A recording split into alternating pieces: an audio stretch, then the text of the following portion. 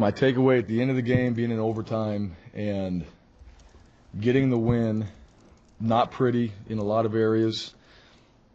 Know that from just how the game went before we even get to the film, but at the end of it, we've practiced overtime, we've talked about overtime, we get a chance to be in overtime, and we win the game. So I'd say we did just enough against a really, and let me say this too with Wyoming. I thought they took advantage of their bye week. I know they had their backup quarterback in, who we played against last year, but I thought they took advantage of it and did things in this game that were difficult to defend, difficult to work against on the offensive side. I don't think we helped ourselves in some areas on special teams. That became a factor. We did not win the turnover battle, and normally you don't win the game when you don't win the turnover battle, but that wasn't how this game was tonight. This game was about our team finding a way, coming together, all those things that, it's explainable, but it also is part of sports, and it's part of a team sport where guys go out there and they find a way to get it done. And we had a great kicker tonight, Sachs, helped us, kept us in the game, and was able to punch one in at the end there. And the other kid didn't. That's really what it came down to. They had an opportunity to also tie the game up, and they didn't. And we did. So as a coach and as a fan, you'll look at all the things that should have happened. As a player, you're out there just scratching and clawing, and the win is the most important thing. Because at the end, that's the result. That's what the work from Sunday all the way through Saturday is for, that W that you play out there. You play together to go out there and get done. And right now, that should be their focus. Those guys fought hard, and they fought a good football team, and we'll go back and pop on the tape. We'll go through all these things, and they'll look at it. But tonight I want these guys to enjoy just coming together and getting it done. Bottom line, because as a player, that's what you work so hard to do, and that's all that really matters right now. So it was good to be back home. Appreciate the fans, and it was awesome. At the end of the day, we found a way to win, and our guys did a really good job in some critical moments, and it might have been the last few plays of the game, but you know what, last few plays of the game in any sport, team sport, it matters. So, questions? Riley Whippy drops that interception in the end zone, when he comes back and gets that big 3rd and 1 stop. What's that say about that young man? Well, things happen, right? It's not like he, it's a fundamental and finishing the play and all that, but he comes back and, some guys, and that's exactly what I'm talking about. Some guys right there, you have a chance to win the game. It's over, right? It's in your hands. The guy knocks it out of his hands, or he doesn't catch it, whatever. What are you going to do? Is it think about that the whole time, or just, hey, I'm on to the next play and go make a difference? That's exactly what he did. But that's Riley, and that's a lot of guys on our team, and I think that's the other 10 guys around him too, like, hey, dude, next play. Like, it's over. We got you. And I didn't see that from our team. Sometimes you see a player watch games where, you're stressed. You just want to end it. You want to get it over with. And, the guy doesn't make a play or whatever, and everybody else in the team, they're up there on their knees and looking up at the sky and all that. Like, oh, how could this happen? No, everybody just got back up and went and played the next play. And that's how they operated. And those are the things, to me, I looked at with our guys that stand out as, all right, that's a positive. I think that's the maturity, that's leadership, and the execution piece needs to be better. But as far as everything else, it was very good. Last time you guys were in overtime, you kicked a field goal and lost. There's the running and the kicker. It's 4th and 1. Yeah. Any thought of going for it there and going for the touchdown, or what went through your mind there? Oh, yeah. Well, there's always that thought. But no, not tonight. I wanted to know the distance. I wanted to know, all right, where's that going to put us? And at that point, I did not want to take points off the board. That was – it wasn't like Wyoming was, going up and down the field on us either. I think there's some of that too. If you got a team that you're not stopping, then 4th and 1 becomes a lot more of an option where you go for it and you try to extend the drive and go put 7 points on the board. I didn't feel like, one, we weren't doing much against Wyoming's defense. They weren't doing much against us. So it was one of those, we're not taking points off the board. Points right now, it was 17-17, right? Yeah. After 4 quarters. Yeah. And overtime is happening now, too. It's not like either team was putting up a ton of points. So I didn't feel like that was the right decision to go for it there and take points off the board when points were hard to come by in this game. Now, that doesn't mean in another game, it's 50 whatever, that you're not going, you know what, we're going to go for this and we're going to get the first down. Because again, if that's happening, you're probably executing on offense right. You probably feel a lot better about getting it. There's a lot more options. We weren't very good on third downs tonight. So, on fourth down, that's the same thing to me, right? Third and fourth down, I didn't think we had a really good call that was just a go-to, no-brainer that we could go get that 1 yard and just continue the drive. What did they tell you about the distance? How far would it have been? So it was 6, like a yard and a half, or right in that range, yeah. Okay. Yeah. So I asked the guy, and it was a 5-yard penalty, and I think it was like 4th and 6, right? Yeah. Right around there-ish. So, it was going to be at least a yard in that situation.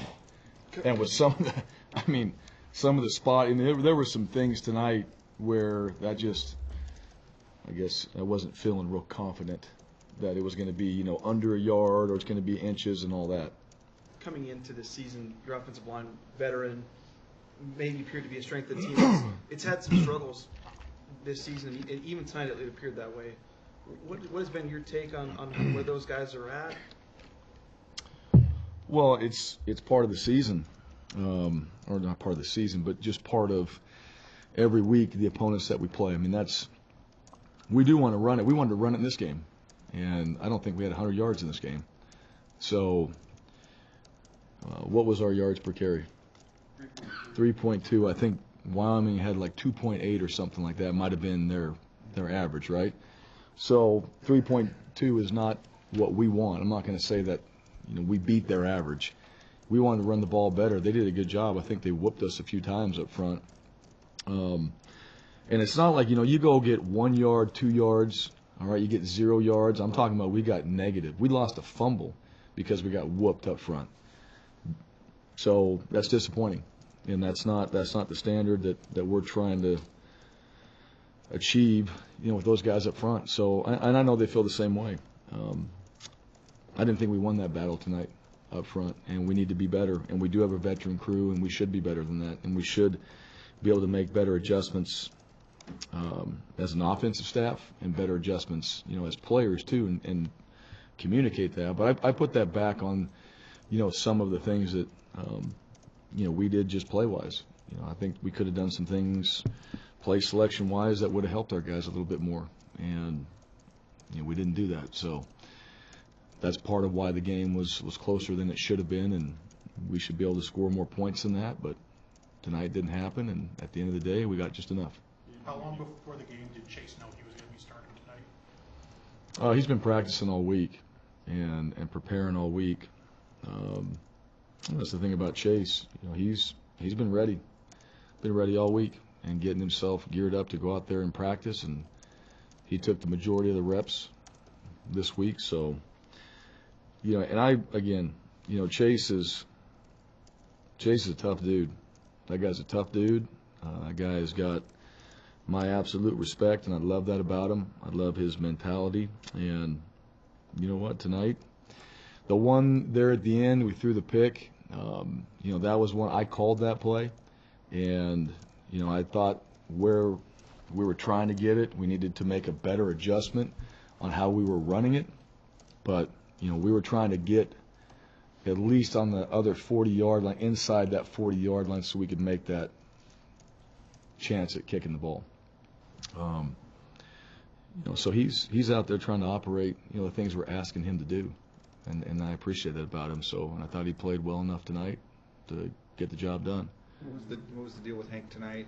And could he have played at all? No. When things aren't going right for 3.5 quarters, how do you make them go right when you need them to the most? And Khalil Shakir's impact on the game, Yeah. He obviously made Well, so that drive, we had the one, we threw an under to him, and then we handed the ball off to him, right? That guy, and he dives in the end zone. Those are guys on our team that we have that can go make plays, and you want them in critical moments, and he's certainly one of them, and he did exactly that. So, yeah, his impact on the game and his ability to go do things like that is huge. And we got to, we find ways to get him the ball, and we did in that drive. I know that obviously the 4th and 1 at BYU, you guys didn't get it, but tonight at the end of the game when you really needed one, you did. Was that the timeout was obviously beneficial? Riley was telling us that you guys knew what play they were going to run. How in tune were you at that point? That I knew what they were going to run. Yeah. But there's a few options. I mean, I'm throwing out like 3 options, right? They can run it, or they can keep it. I mean, it's just one of those things. And Coach Schmedding did a good job. He had a good feel for what they were going to do. He's watched a lot more tape on their offense than I have, and we needed to be aggressive in that situation, and we needed to have the guys that needed to cover, make sure that their eyes were locked on their man, because we've been in that situation too, and they did. And we made the right call. And our guys stepped up, and that was huge, right? You're right. We didn't get it, and we did. That's really the story of the season, right? One game you don't, one game you do. And that's football a little bit right there. I thought Wyoming did a good job. They were in 3rd and 1. I don't know how many times tonight. It was just like bang, bang, 3rd and 1, bang, bang, 3rd and 1, bang, bang, 3rd and 1, over and over. And, we got to do a better job on 1st down, so we get them in longer yardage situations, and it's harder on them. That happens. You said you thought the play calling could have helped the guys tonight. What did you not see there that you wanted to see? I always think that. I mean, I feel like, with our offense, we're built to go out. They should be built to go out there and score points. And, our kids are playing hard. And I just think we could do things on that side, and including myself, that can help these guys out a little bit to stay more manageable. I mean, we weren't in really manageable situations enough, in my opinion. I didn't think our run game was, had all the options that we needed to have in it going into this game. So, there's just some things in there too. I mean, it is what it is. Our players played hard. We can do a better job as coaches and with our game planning too.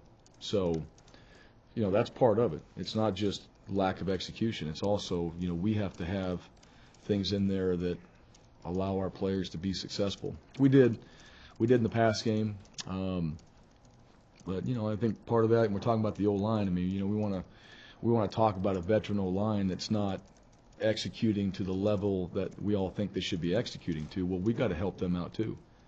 So I'm not going to put this all on the players. I mean, this is coaches. This is everybody. They got to be involved in that. So I don't want to sit there and say, well, yeah, we had all the perfect plays and the guys didn't execute them, and that's all on them. They just need to execute the plan and all that. No, we need to have a better plan for them.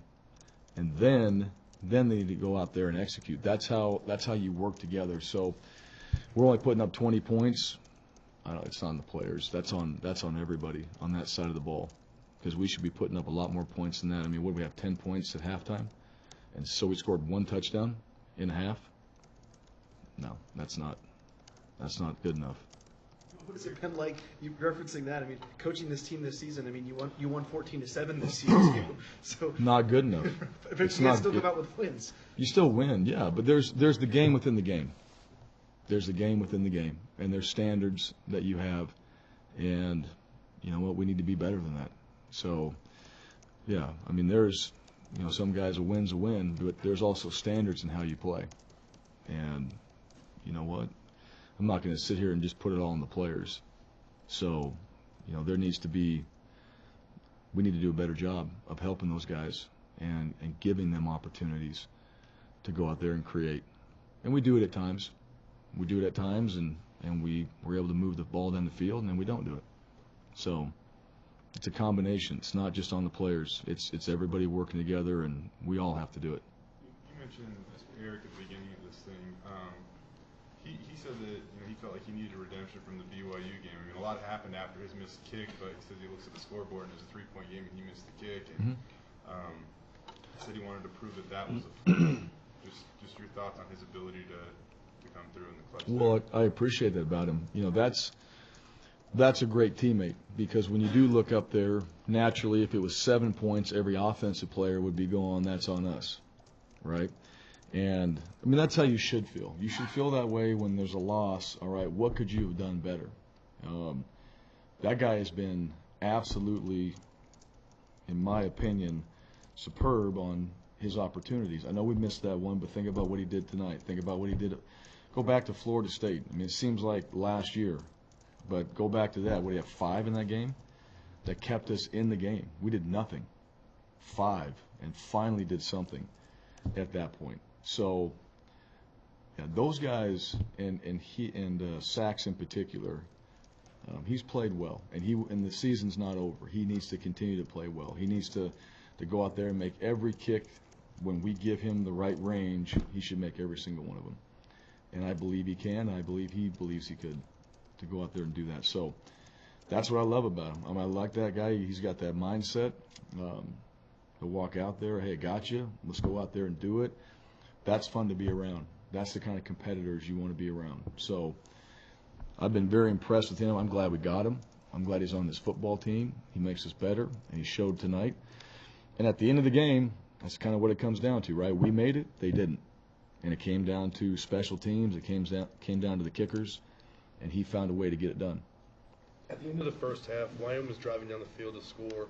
It looked like they were going to score a touchdown. Curtis ends the half with those 2 back-to-back sacks. Yeah. How huge was that just to hold them to a field goal there heading into half? Absolutely huge. Again, field goal.